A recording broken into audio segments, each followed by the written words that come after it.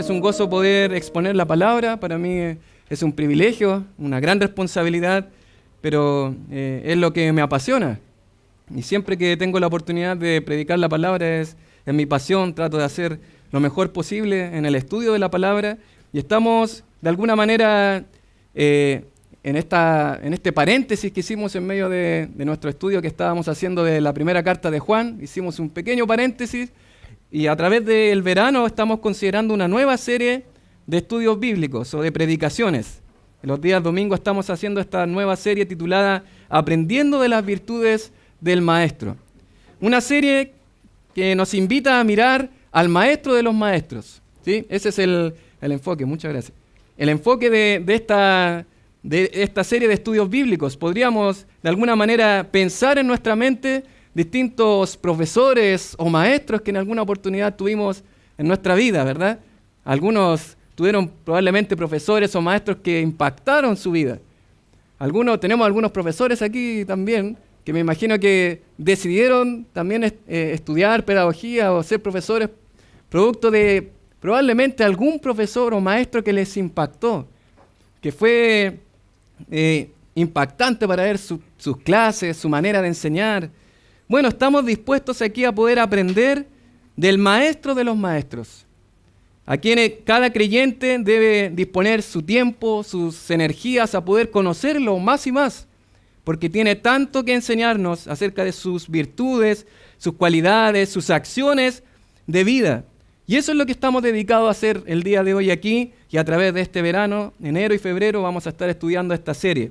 La semana pasada comenzamos estudiando dos lindas virtudes de nuestro Señor Jesucristo. Allá en el Evangelio de Mateo estudiamos acerca de la humildad y la mansedumbre del Señor. El pastor Cristian iniciaba la serie de estudios bíblicos y nos invitaba a mirar, a aprender de la mansedumbre y humildad de nuestro Maestro. Bueno, hoy vamos a disponer nuestro corazón y nuestro tiempo para poder estudiar otra virtud que encontramos en la palabra del Señor, de la cual ya Álvaro también nos adelantaba en la dirección del culto. Y vamos a estudiar otra virtud que es muy necesaria que nosotros conozcamos de nuestro gran Maestro, dispuestos también a imitarla. Bueno, para poder comenzar el día de hoy, uno de los exámenes más impresionantes que se practican, aunque actualmente la tecnología ha ido avanzando, es lo que son las radiografías. Una radiografía es una prueba rápida para poder saber qué es lo que está pasando dentro de nuestro cuerpo. A veces podemos tener algún huesito lesionado, ¿verdad?, dentro de nosotros y no lo sabemos. Lo interesante es que las radiografías, y actualmente hay escáneres o resonancias, podemos observar algo que a simple vista nuestros ojos no pueden ver. Y de alguna manera, a través de estos rayos X podemos observar nuestro interior. Interesante, ¿no? Podemos mirar lo que hay dentro de nosotros, de nuestro cuerpo. Y mis queridos hermanos, hoy aprenderemos en la palabra del Señor que la mirada de Cristo Jesús es bastante similar, o podríamos compararla a lo que son los rayos X, o una mirada radiográfica. Es una mirada interna del corazón y la condición del hombre. Una mirada en la cual Él como Dios puede sentir y ver lo que el hombre piensa, pero al mismo tiempo es una mirada en la que Él puede ver lo que hay en el interior y cuál es la condición perdida del hombre sin Cristo. Y de eso es lo que hoy aprenderemos. Vamos a aprender juntos a mirar cuál es la mirada compasiva de nuestro Señor Jesucristo hacia la humanidad, hacia las personas. Una mirada que ve un poco más allá de lo que nosotros observamos. Observa un poco más allá. No solamente lo físico, sino el interior. Una mirada compasiva de nuestro Maestro. Por eso, mis queridos hermanos, hoy consideraremos juntos en la palabra del Señor el tema aprendiendo de la compasión de Cristo. Hoy vamos a considerar juntos el tema aprendiendo de la compasión de Cristo. Y quiero invitarle a ir en su Biblia conmigo allá en el Evangelio de Mateo, capítulo 9, y vamos a observar juntos los versos del 35 al 38. Mateo, capítulo 9, versos del 35 al 38.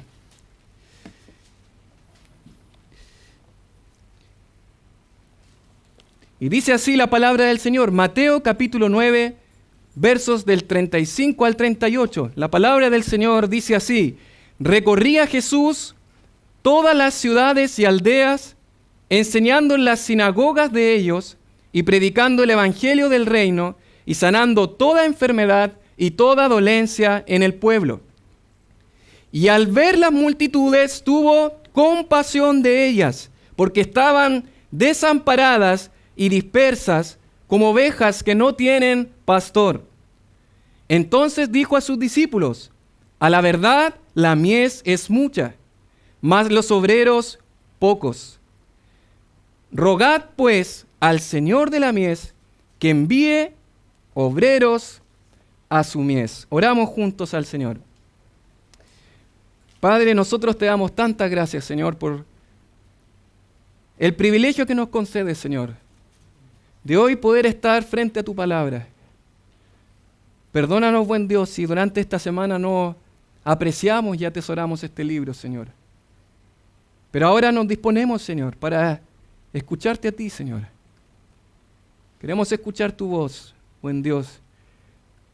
Usa mis labios, mis palabras, Señor, para poder exponer fielmente tu sabio consejo, Dios.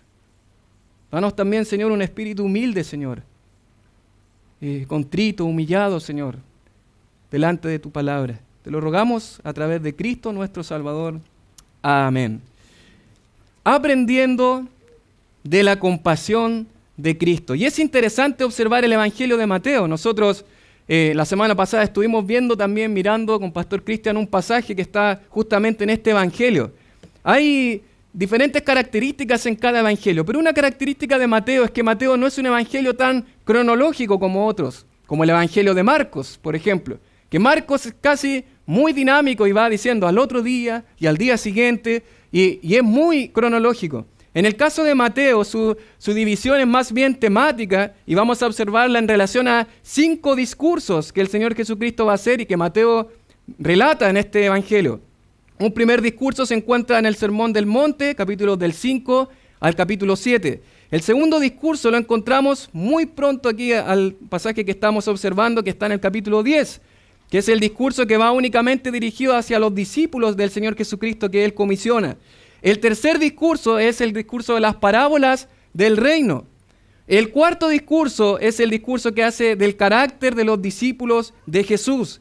Y el quinto discurso es el que encontramos en el capítulo 24 y capítulo 25, que es el discurso en el Monte de los Olivos. Y es interesante que al mirar esta gran división de Mateo, entre medio de cada uno de estos vamos a ver milagros del Señor desarrollando su ministerio. Y de alguna manera, al ubicarnos en este pasaje, inmediatamente nos ubicamos entre el primer y segundo discurso del Señor Jesucristo. Es decir, entre el primer discurso que es el Sermón del Monte, capítulos 5, 6 y 7, y lo que es el segundo discurso que se encuentra en el capítulo 10. Pero lo interesante de esta porción de la palabra del Señor es que nos vamos a encontrar con un texto muy interesante que anteriormente Mateo ya ha dicho algo muy similar. Si usted observa ahí en Mateo capítulo 9, verso 35, vamos a leer ese texto, dice: recorría Jesús todas las ciudades y aldeas. Podríamos preguntarnos ¿de dónde? ¿De qué ciudad o de qué lugar? Todas las ciudades y aldeas, enseñando en las sinagogas de ellos y predicando el evangelio del reino y sanando toda enfermedad y toda dolencia en el pueblo. Y yo les invito a ir un poco más atrás, en el capítulo 4, verso 23, y vamos a encontrar un texto muy similar a lo que Mateo está diciendo aquí. Mateo capítulo 4, verso 23, que dice: y recorrió Jesús toda Galilea, enseñando en las sinagogas de ellos y predicando el evangelio del reino y sanando toda enfermedad y toda dolencia en el pueblo. Casi idéntico. Casi podríamos decir, Mateo copió y colocó casi lo mismo. ¿Por qué observamos esto? Es porque Mateo está de alguna manera haciendo un cierre. Está cerrando algo que quiere él enfatizar. En el capítulo 4 el Señor Jesucristo va a iniciar su ministerio. ¿Y alrededor de qué ciudad lo va a iniciar? Alrededor de Galilea. Usted puede observar ahí en pantalla donde está el lago de Galilea. Alrededor de eso hay muchas ciudades como Capernaum, Betsaida, Galilea, distintas aldeas también que rodean el mar de Galilea. Y va a ser en este lugar donde el Señor Jesucristo va a iniciar su ministerio. Ya más al final de su ministerio va a ir terminando hacia Jerusalén, cerca de lo que es el Mar Muerto, para finalmente morir justamente en ese lugar. Pero al comienzo va a iniciar en Galilea su ministerio. Y es interesante que el escritor Mateo haga mención de lo que es esta porción, de lo que el Señor Jesucristo estaba haciendo. Decía él que ahí en Galilea, él estaba sanando toda enfermedad y tormentos, los endemoniados, lunáticos y paralíticos, y los sanó. Lo interesante es que luego, si usted observa el capítulo del 5 al 7, vamos a encontrar lo que es el Sermón del Monte. Tres capítulos dedicados de alguna manera a mostrar quiénes son los ciudadanos del reino. Así, eso es lo que va a decir el Señor Jesucristo. ¿Quiénes son los ciudadanos del reino? Y al final, capítulo 7, verso 13, va a ser una invitación el Señor Jesucristo a entrar por la puerta estrecha. Porque ancha es la puerta y espacioso el camino que lleva a la perdición. Y muchos son los que entran en ella. El Señor Jesucristo hace una invitación a su audiencia, a las multitudes, a entrar por la puerta estrecha, pero hay una puerta aún más ancha, ¿verdad?, que es la de la perdición, en la que muchos entran. Y capítulo 7 va a continuar diciendo que por sus frutos les conoceremos, y va a terminar con una gran advertencia, en el capítulo 7, verso 18 en adelante: no puede el buen árbol dar malos frutos, ni el árbol malo dar buenos frutos. Dice, todo árbol que no da buen fruto es cortado y echado en el fuego. Así que por sus frutos los conoceréis. Verso 21 dice, no todo el que me dice, Señor, Señor, entrará en el reino de los cielos, sino el que hace la voluntad de mi Padre que está en los cielos. Hay personas que no son hijos de Dios, sino que no son ciudadanos del reino, según lo que enseña Mateo. Personas que probablemente participaron, incluso profetizaron en el nombre del Señor, dijeron Señor, Señor, pero que no son realmente hijos de Dios. Y de estas mismas personas en las que cuando llega el capítulo 9 va a ser de las que él va a estar hablando. Personas que no son hijos de Dios, personas que probablemente profesaron ser hijos de Dios, hacer cosas en el nombre de Jesucristo, pero que no son hijos de Dios. Es por eso, mis queridos, que es una realidad terrible la que se presenta aquí. Cuando el Señor Jesucristo va a ver las multitudes, va a ver personas que están perdidas sin Cristo, va a ver su condición espiritual, va a mirar más hacia adentro de lo que nosotros podemos observar. Una mirada más nítida, más profunda, radiográfica. Y Él mira realmente el corazón y Él sabe quiénes realmente son suyos. Y eso es lo que nos vamos a encontrar aquí, el Señor Jesucristo, hablando de lo que es su compasión por las multitudes. Ahora consideremos algunas estadísticas interesantes. Si nosotros observamos ahí en pantalla, solamente para reflexionar, algunas estadísticas. Por cada segundo se dice que 3 personas pasan a la eternidad. Cada segundo. Cada segundo que pasa, 3 personas están pasando a la eternidad. Por cada minuto, 180 personas van hacia el destino eterno. Personas que probablemente podrían decir, como en el capítulo 7 de Mateo, yo conozco a Dios, yo sé de Dios. Personas que parten de esta tierra. Muchas de ellas directamente a una condenación eterna. Posiblemente, después de terminar este sermón, 11,000 personas habrán muerto. Cada día parten 250,000 personas a la eternidad. Y lo más terrible de todo, rumbo a una condenación eterna. Sin Cristo. Personas engañadas que dicen, yo me congregué, yo asistí a una iglesia, yo soy hijo de Dios. Engañadas, pero personas que parten de esta tierra y que van a una condenación eterna, directamente.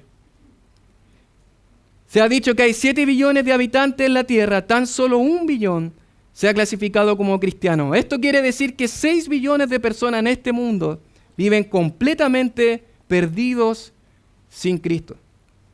Y la pregunta es, ¿Qué hace el pueblo de Dios?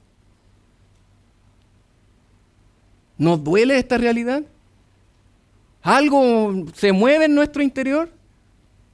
¿Algo arde dentro de nosotros? Bueno, es por eso que vamos a aprender del Maestro.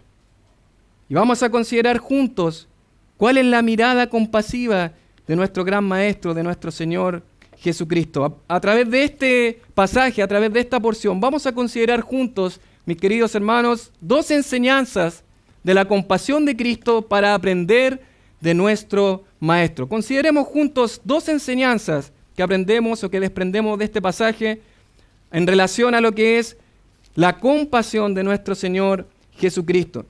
En primer lugar, la primera enseñanza que podemos rescatar de esta porción, de este pasaje, es el corazón de la compasión.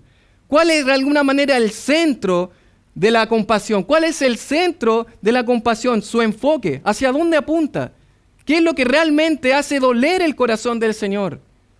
Bueno, eso es lo que vamos a observar en capítulo 9, versos del 35 al 36. Recorría Jesús todas las ciudades y aldeas, enseñando en las sinagogas de ellos y predicando el evangelio del reino y sanando toda enfermedad y toda dolencia en el pueblo.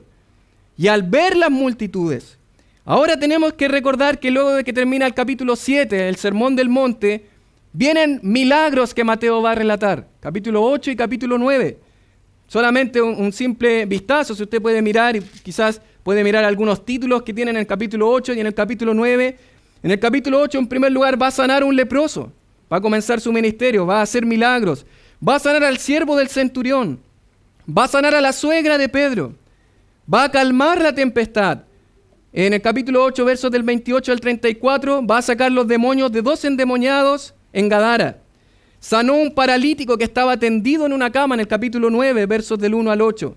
Va a resucitar a la hija de Jairo y a la mujer de flujo de sangre. Luego va a recobrar la vista de 2 ciegos.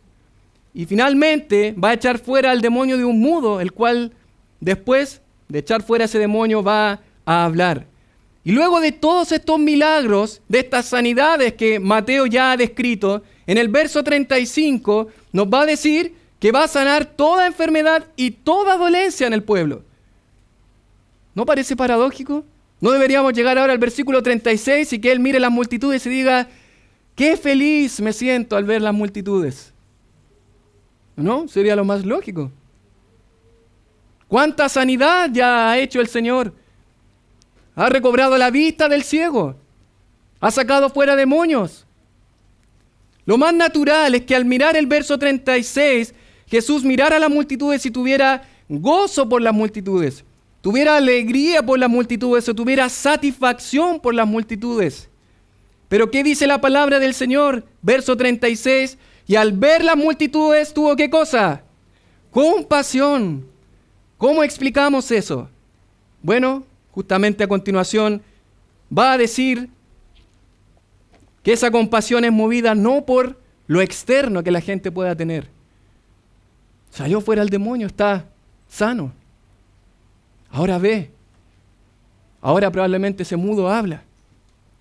Personas ahora están caminando, un paralítico. Pero él miró más profundo. Una mirada rayos X. Una mirada más profunda en la condición del hombre. Y dice el verso 36, porque estaban desamparados y dispersos como ovejas que no tienen pastor. La mirada del Señor Jesucristo es una mirada más profunda que está viendo la condición de esos hombres sin Cristo. Ovejas desamparadas, turbadas o angustiadas y dispersas, que no tienen pastor. Así las vio el Señor. Una compasión, un dolor interno del Señor. Literalmente esa palabra compasión es algo que se mueve en las entrañas. Es sentir algo dentro, que las entrañas desean, algo que anhela desde su interior. Y el Señor Jesucristo en otras ocasiones va a sentir compasión por necesidades físicas de los hombres. Pero el énfasis aquí, en esta porción, el corazón de la compasión de Cristo es el interior del hombre. Su corazón perdido como oveja que no tiene pastor. Y esa expresión es una expresión para hablar acerca de lo que son los inconversos, los perdidos, aquellos que no conocen a Cristo. Dice Isaías capítulo 53 del 5 al 6, mas el herido fue por nuestras rebeliones, molido por nuestros pecados, el castigo de nuestra paz fue sobre él y por su llaga fuimos nosotros curados. Todos nosotros nos descarriamos como ovejas, cada cual se apartó por su camino, mas Jehová cargó en él el pecado de todos nosotros.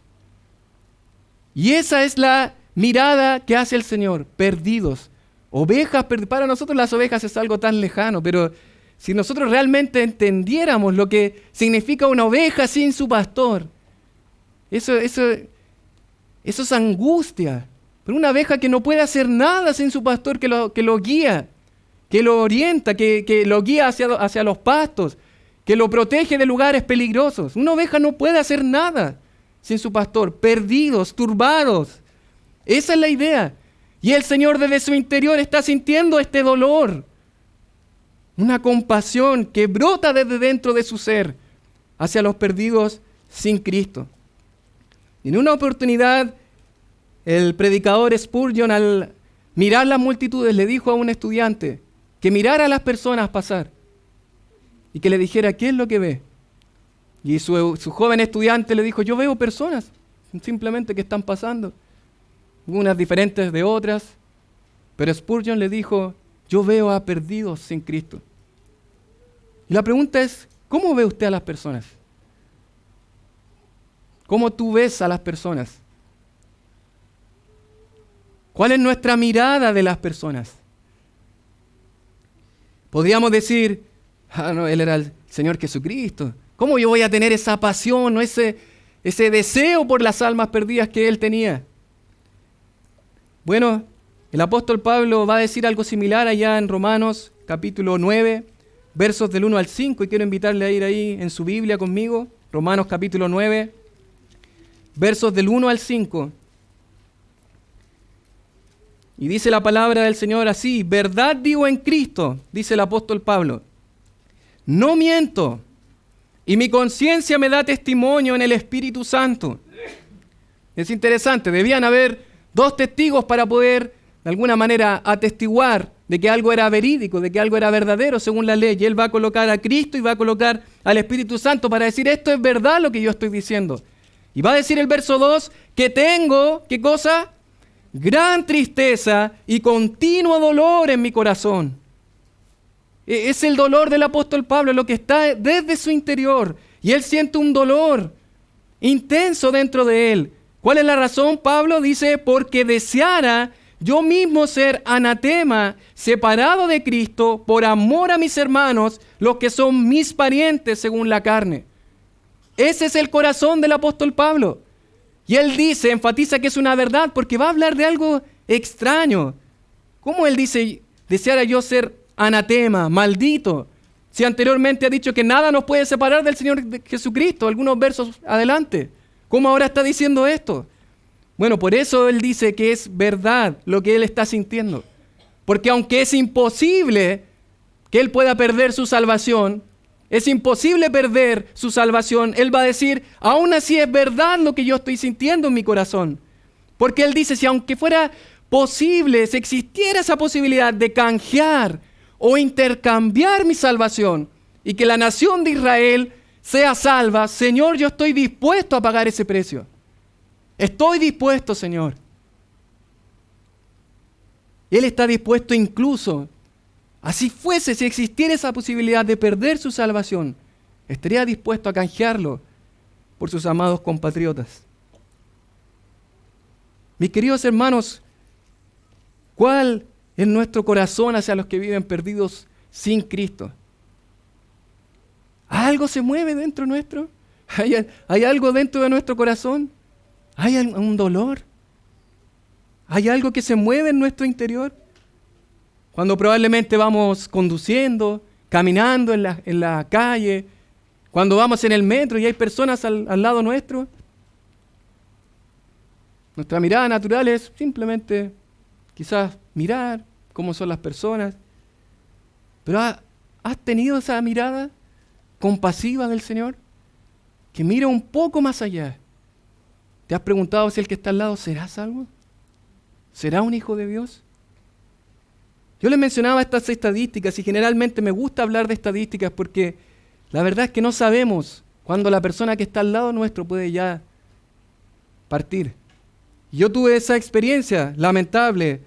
En la iglesia donde nos congregábamos antes con mi esposa estaba justamente al frente de una población y siempre que llegaban personas venían de trasfondos de alcoholismo, drogadicción, y habían personas que llegaban un tiempo y después se iban, volvían a las drogas y después no los volvíamos a ver.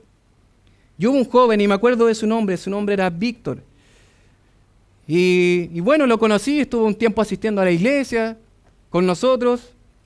Personalmente creo que él no era creyente. Pero en una oportunidad, después de tiempo que empezó a faltar Víctor, que ya no asistía a la iglesia, al salir de la iglesia, junto a mi esposa tomamos la micro, en ese tiempo no teníamos vehículos, nos subimos a las micros, y lo veo a este joven. Víctor, lo saludo, digo, ¿cómo estás? Bien, venía con otra persona. Algo hablamos, y a la semana después, 7 días después, un hermano de la iglesia me dice que esta persona había fallecido. Y de una manera terrible. Lo asesinaron de una manera terrible, un ajuste de cuentas. Y me estaba diciendo, pero yo le decía, ¿el Víctor? Me decías, ¿el Víctor? Y le dije, yo estuve hace 7 días con él. Bueno, un día antes, el día sábado, había fallecido. Qué interesante, ¿no? ¿Qué hubiese pasado si yo hubiese tenido la mirada compasiva del Señor? Probablemente me hubiese movido desde adentro a poder hablarle del Señor, a poder animarlo desde mi corazón a que asistiera, que fuera al Señor, que corriera a sus brazos. 6 días antes de su muerte el Señor me dio la oportunidad de hablarle, pero ahora ya no está. ¿Se ha preguntado si las personas que le rodean realmente conocen al Señor? Y puede que mañana, en una semana más, ya no estén. ¿Cuánta falta nos hace esa mirada compasiva, con urgencia del Señor? ¿Cuánta falta nos hace, mis queridos? Pablo dice, porque deseara yo mismo ser anatema, separado de Cristo por amor a mis hermanos, los que son mis parientes según la carne, los israelitas. Una historia que me llamó mucho la atención, que les he comentado en alguna otra oportunidad, que es acerca del gran misionero David Livingstone. Y es interesante su historia porque David Livingstone fue un hombre que sirvió muchos años al Señor en el África y estuvo predicando y predicando y predicando. Y aun cuando ya estaba muy enfermo y le decían, sus nativos, los sirvientes que él tenía le decían, vuelve a Inglaterra, vuelve. Pero él veía las colinas y veía otros lugares donde seguir predicando el Evangelio y él quería seguir. Pero lo interesante es lo que pasó después del final de la vida de este hombre. Él estuvo gravemente enfermo, un día en su tienda estaba orando, falleció, llegaron ahí los nativos a atenderlo, se dieron cuenta que estaba muerto, ya no respondía. Y lo que hicieron estos hombres fue tomar el cuerpo de Livingstone y arrancaron su corazón. Enviaron el cuerpo a Inglaterra y enviaron un comunicado diciendo, le enviamos su cuerpo, pero su corazón le pertenece al África. Ellos enterraron este corazón en el corazón del África, como símbolo de que el corazón de David Livingstone le pertenecía al África. Y la pregunta, mis queridos, ¿dónde está nuestro corazón? ¿Qué mueve realmente nuestro corazón hoy? ¿Qué mueve su corazón? Probablemente ser productivo, producir, terminar mi carrera, mis estudios. Eso es lo que mueve todo mi corazón, esa es mi pasión, ese es mi deseo. ¿O cuál es realmente su corazón? ¿Dónde está su corazón? El Señor Jesucristo nos muestra un corazón completamente compasivo.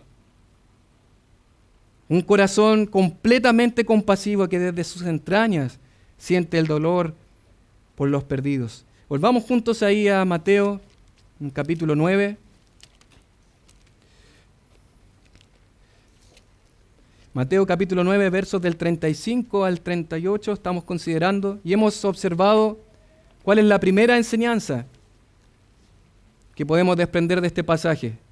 El corazón de la compasión, el foco de la compasión, el enfoque de la compasión, que es justamente perdidos sin Cristo, el interior de las personas, su condición espiritual. Pero en segundo lugar, podemos observar juntos también la conducta de la compasión. Mire conmigo ahí en Mateo capítulo 9, versos del 37 al 38. Mateo capítulo 9, versos del 37 al 38, vamos a observar la conducta de la compasión. Y la palabra del Señor dice así: entonces dijo a sus discípulos: a la verdad la mies es mucha, mas los obreros pocos. Rogad pues al Señor de la mies que envíe obreros a su mies. Ya sé que la primera enseñanza es que yo debo tener un corazón que esté completamente movido en misericordia hacia el pecador, hacia el que está perdido sin Cristo. Pero ahora, ¿qué debo hacer? Y el Señor Jesucristo nos enseña cuál es la conducta, qué es lo que debemos hacer con nuestra vida para ser movidos por esta compasión del Maestro. Ante la terrible realidad de que la mies es mucha y los obreros pocos, la compasión en acción debe ser rogar al Señor de la mies. Rogar al Señor de la mies. Esa debe ser la actitud, esa debe ser nuestra conducta al día de hoy frente a las multitudes que están perdidos sin Cristo. Eso es lo que el Señor Jesucristo enseña en su palabra. Va a decir, la mies es mucha y los obreros pocos. Es obviamente un lenguaje figurado para hablar de que hay tanto por hacer y hay tan pocos que lo hacen.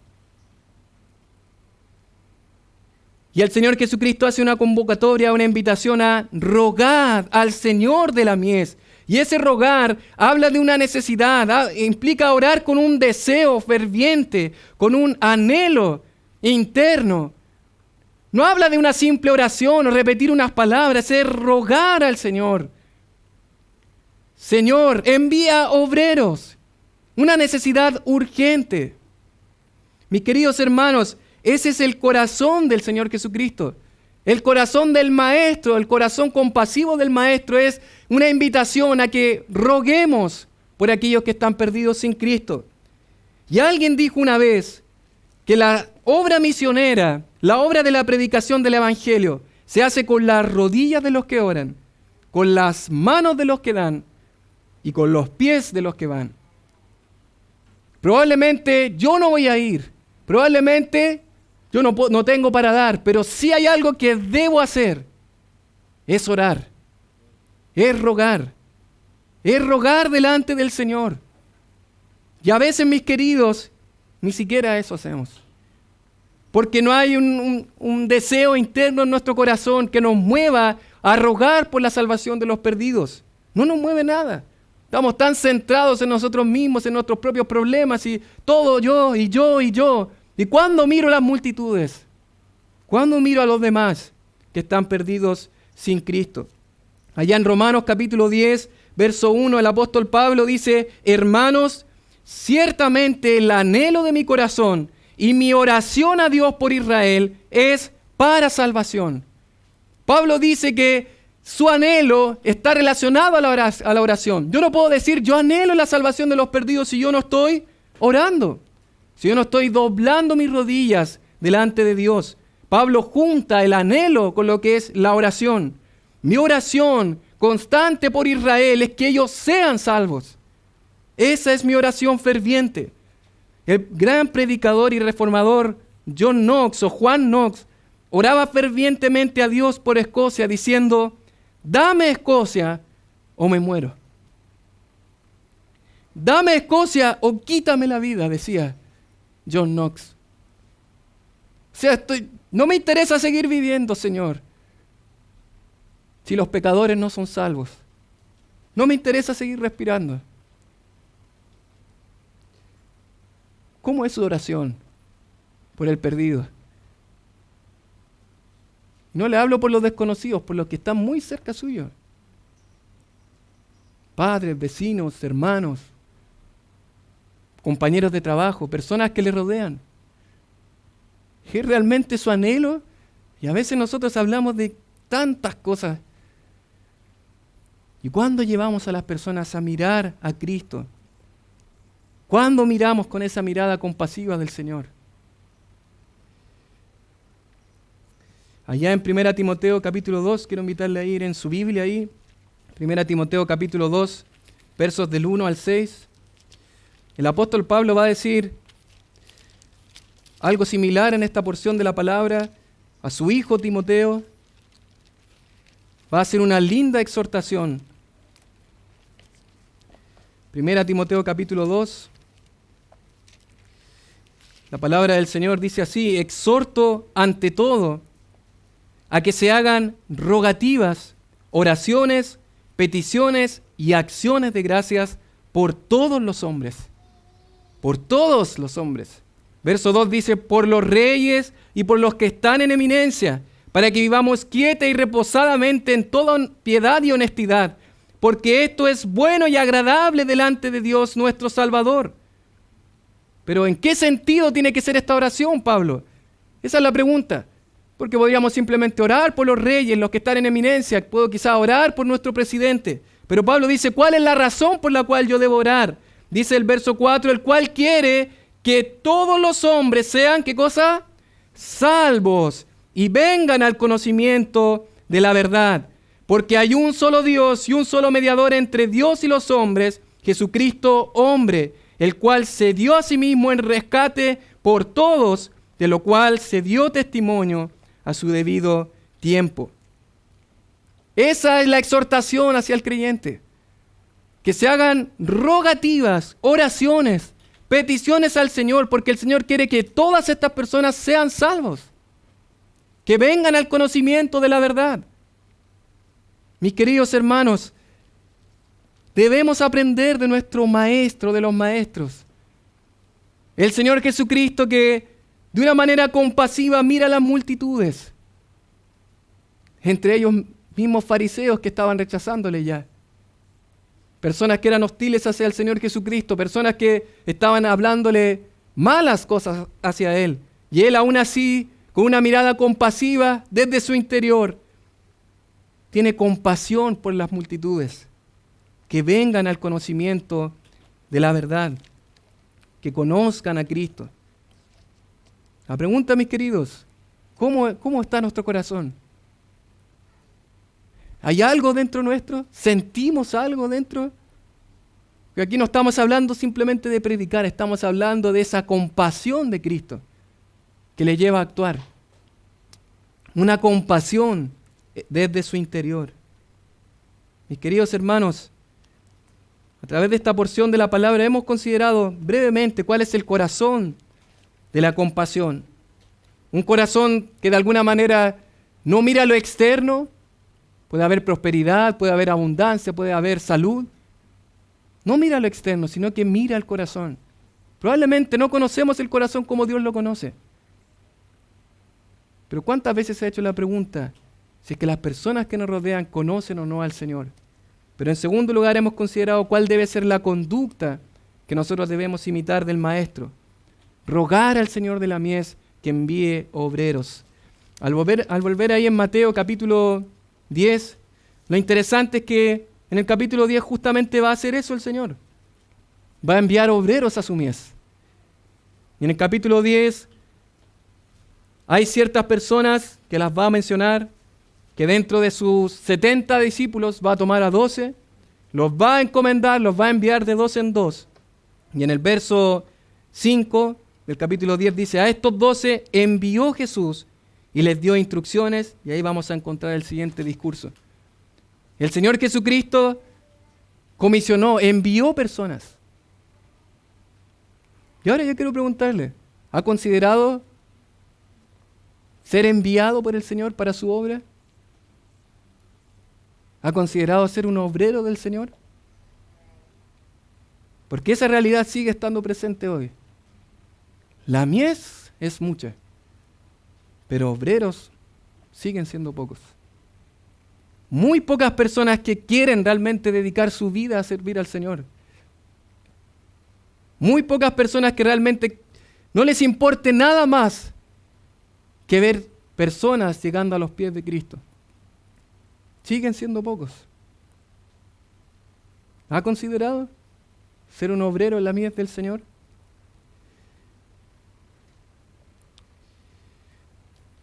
Ya para ir finalizando, hubo un personaje, un pastor, probablemente usted lo conoce, un famoso predicador, pastor, escritor, Martyn Lloyd-Jones, que muchos recordamos por sus predicaciones, sus sermones, un gran hombre de Dios, un gran siervo del Señor y sus lindos libros escritos, preciosos, pero pocos recordamos cuál era su profesión.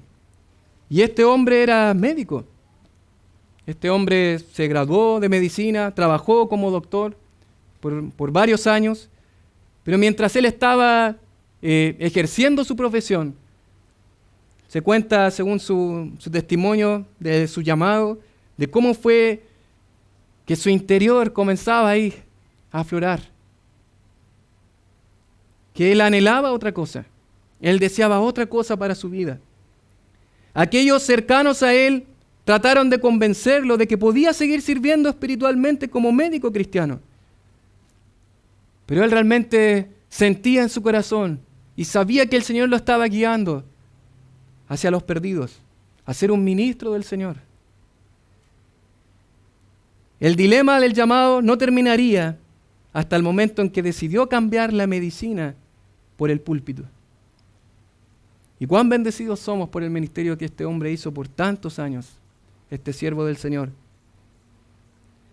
Unos años más tarde, para de alguna manera revelar cuál fue la clave de su decisión, Martyn Lloyd-Jones dijo las siguientes palabras, de alguna manera para recordar a aquellas personas que no estaban de acuerdo con su decisión de no continuar la medicina. Y dice lo siguiente, y cito: yo quería decirles a estas personas, si supieras más sobre el trabajo que implica ser doctor, lo entenderías.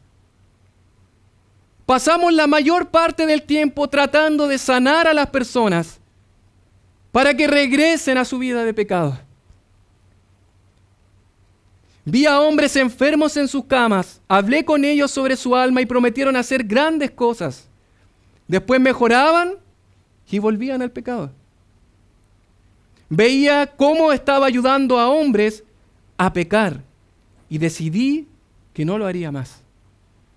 O sea, mientras él estaba sanando personas con su profesión, él se daba cuenta, yo sanaba personas, se recuperaban, pero lo único que hacía era sanarlos para que volvieran al pecado. Y eso ya no aguantaba más su corazón. Quería sanar almas, dice él. Si un hombre tiene un cuerpo enfermo, pero su alma está sana, estará bien hasta el final. No obstante, dice él, un hombre con un cuerpo sano y un alma en problemas estará bien por 60 años o más, pero después debe enfrentar una eternidad en el infierno. Y eso le pesaba a Martyn Lloyd-Jones. Le pesaba en su corazón. Y sí, dijo él, algunas veces debemos dejar de lado aquello en lo que somos buenos, por el bien de los demás. ¿Cuál es ese bien? El gozo de la salvación y una nueva vida. El corazón de este hombre, al igual que el Señor Jesucristo, miraba un poco más allá de la sanidad física, la salud, la prosperidad, la economía. Él miró que había algo más grave que una enfermedad, que era el pecado, la condición espiritual de los hombres sin Cristo. ¿Cómo es su mirada, mi querido hermano, hermana? ¿Cómo mira usted a las personas? Yo quiero invitarle a que aprendamos de la compasión de nuestro Maestro. Oramos juntos al Señor.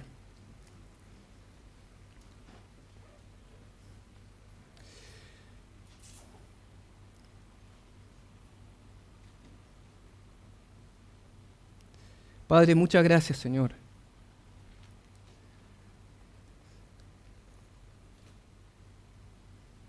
Gracias por enseñarnos, Señor, a través de este glorioso ejemplo de Cristo, Señor.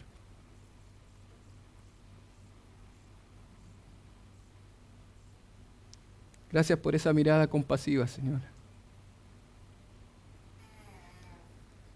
Gracias, Padre, porque Él tenía un corazón que se dolía realmente por las personas, Señor. Pero no por su situación externa, Señor, sino por sus corazones perdidos, Señor. Sus vidas turbadas, perdidos sin ti, Señor. Oh, Señor, ayúdanos a imitar a nuestro Maestro, Señor. A imitar ese corazón compasivo, tierno, que aun sabiendo que muchos de ellos después le crucificarían, Señor, los miró con amor, con compasión, con un dolor interno. Padre, ayúdanos, Señor, a no ser prejuiciosos con las personas, Señor. Ayúdanos, Señor, a no mirar su apariencia física, Señor, sino que tengamos una mirada más interna, más detallada, Señor, y mirar como mira nuestro Señor Jesucristo, Señor, como perdidos, desamparados, Señor. Ayúdanos, buen Dios, en Cristo nuestro Salvador. Amén.